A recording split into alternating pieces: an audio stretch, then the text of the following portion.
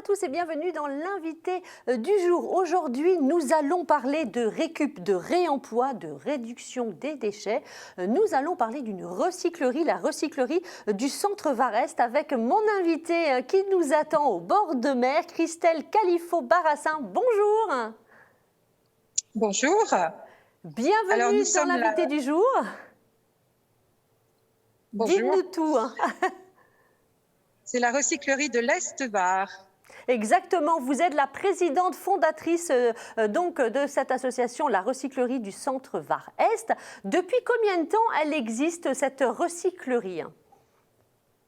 Alors, la recyclerie de l'Est-Var existe depuis 3 ans. Nous avons créé la structure sous la forme d'une association, loi 1901. Et donc, l'objectif étant d'implanter une recyclerie sur le modèle des ressourceries qui existent en France depuis 30 ans. Oui. Donc, pour participer à la réduction des déchets par le réemploi. Est-ce qu'on pourrait définir déjà la différence entre recyclerie et ressourcerie, Christelle ?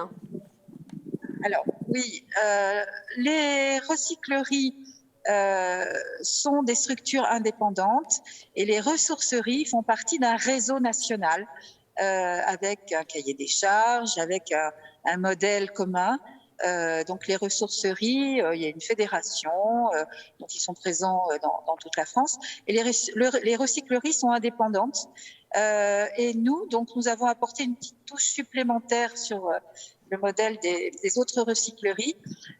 Nous récupérons, nous donnons une seconde vie aux objets.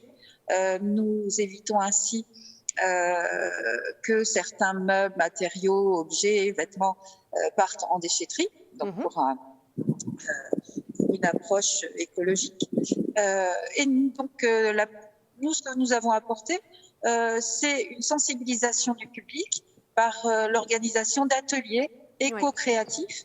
Donc, apprendre aux gens à relooker une vieille commode, la vieille commode de Tante Lucie, qui n'est plus au goût du jour.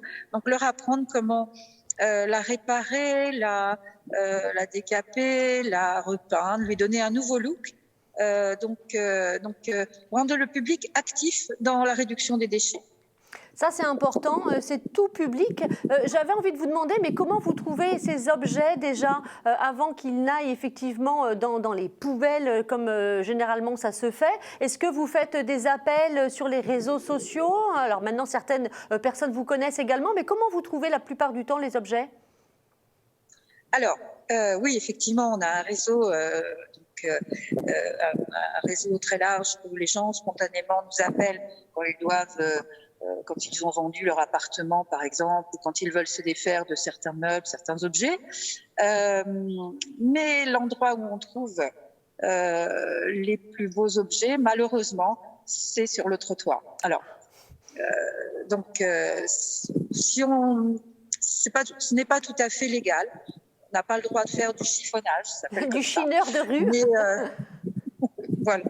Mais c'est vrai que c'est tellement dommage de voir partir, surtout dans nos régions où effectivement il y a énormément de résidences secondaires, où les gens sont obligés de se séparer de certains objets. Donc ils les mettent sur le trottoir. Et nous, on le prend comme un jeu. Hein, et pour nous, c'est une action vertueuse. Donc, de récupérer une jolie chaise, une machine à café toute neuve, enfin voilà, énormément de choses qui vont pouvoir être utiles. On donne beaucoup de choses, donc c'est vrai qu'on donne beaucoup de vêtements, de petits appareils électroménagers. Et puis, notre grand plaisir, c'est de relooker des meubles, voilà, de les réparer. Alors, des meubles en vrai bois, des meubles sur lesquels il y a fort longtemps des gens, des ébénistes ont travaillé pendant des mois. Donc c'est vrai que la mode revient au style, ce qu'on appelle vintage.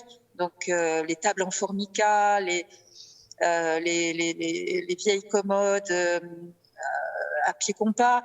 Mais nous, voilà, on aime bien effectivement même redonner un nouveau look à certains objets qui datent du 19e, par exemple, qui sont vraiment passés de mode, ou alors faire des choses un petit peu extravagantes avec un amortisseur de moto ou de camion. Et oui, on l'a vu là pour porter le parapluie, c'est assez drôle en plus. Voilà comment réutiliser un objet.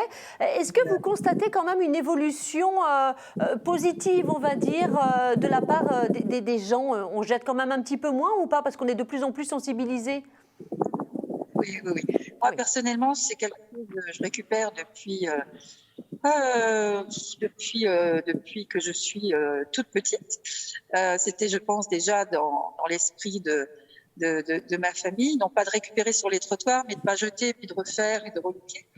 Mais donc je vois l'évolution depuis quelques années, depuis une dizaine d'années, et puis ça va crescendo. Et aujourd'hui, c'est vrai que énormément de gens aiment faire eux-mêmes, aiment bricoler, aiment apprendre à repeindre, à faire une patine, à donner une seconde vie à certains objets. Et c'est devenu plus qu'un loisir, ça devient effectivement une habitude de consommation, une habitude de vie. Donc, acheter d'occasion, refaire un chevet, une table de chevet, refaire une table de salle à manger, une chaise. Donc c'est tout à fait dans l'air du temps. Est-ce que les personnes qui viennent à vos ateliers, ils ont quel âge? Est-ce qu'ils sont jeunes, moins jeunes? Parce qu'on dit effectivement que les jeunes sont assez sensibles à l'écologie, donc voilà, à la récup. Est-ce que vous le constatez? Ah oui, oui, même les plus jeunes sont... on sent vraiment que cette génération des 6-12 ans, pour eux, c'est naturel. Déjà, c'est naturel de protéger l'environnement, de protéger la planète, de moins jeter, de trier. Et c'est vrai que pour eux, et heureusement, parce que c'est vrai que c'est aussi pour ça que nous avons cette action, c'est pour que les générations futures consomment autrement et adoptent des gestes éco-responsables au quotidien. Alors, quand vous pouvez faire des ateliers, vous dites également que c'est également un lien social. On partage des savoirs, des connaissances. C'est important également, surtout en période un petit peu compliquée que l'on vit en ce moment. Ce lien social, il est peut-être important dans des ateliers comme vous les faites, non ?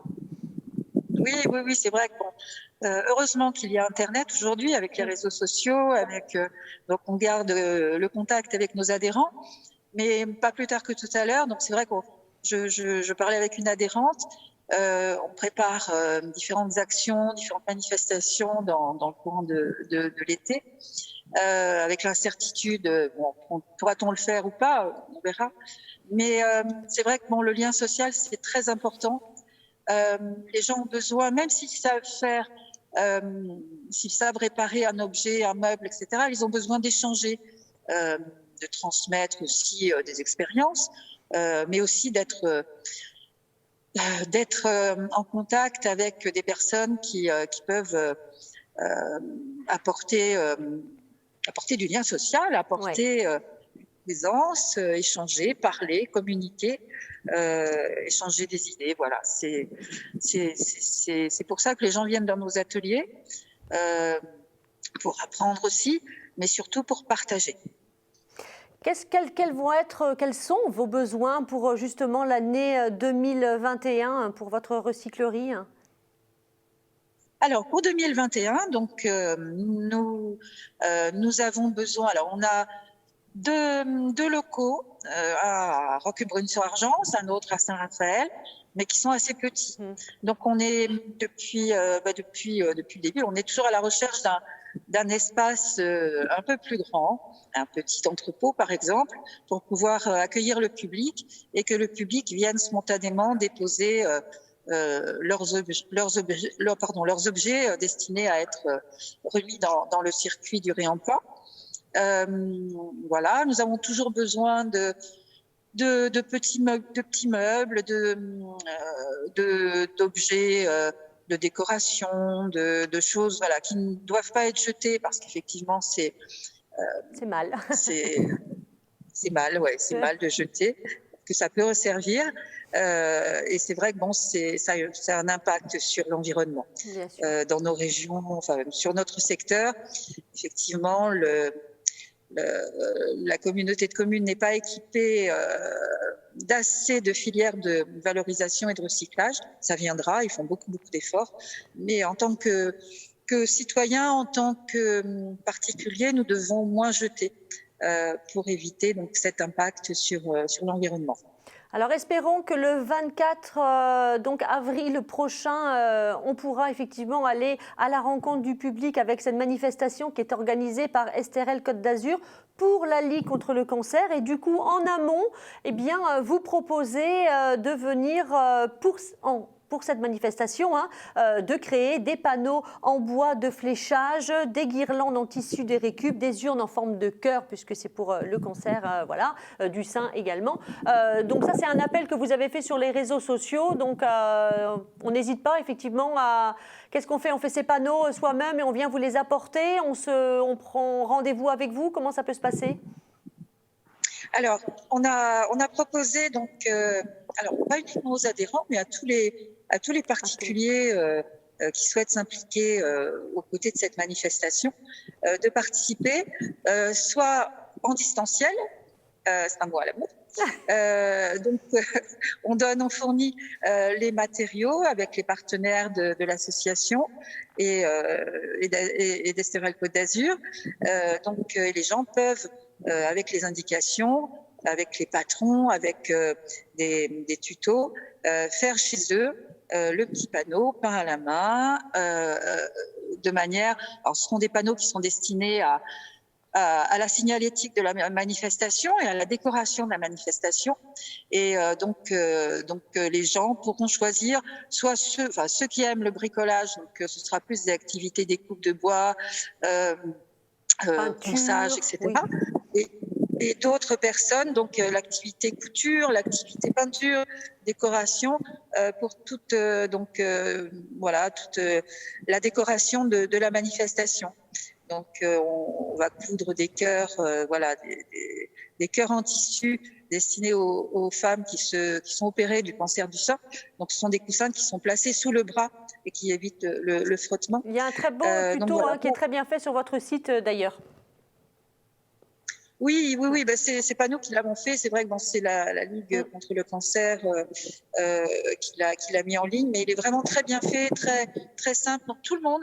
Qu'on ait une machine à coudre ou pas, parce que c'est vraiment, il y a d'autres solutions. On l'explique aussi aux personnes qui veulent se joindre à nous. Donc, pour faire, en fonction de ses compétences, de son savoir-faire, de ses envies aussi, parce que on n'oblige personne. Mais là, je suis très contente. Il y a beaucoup de gens qui nous rejoignent. Toutes les informations sont à retrouver sur votre site et sur les réseaux sociaux qui se sont affichés. Merci beaucoup, Christelle. Nous arrivons déjà à la fin de l'émission. C'était un plaisir de vous recevoir. Je vous dis à très bientôt. Au revoir. Au revoir. Très belle fin de soirée à vous. Je vous embrasse. À la semaine prochaine.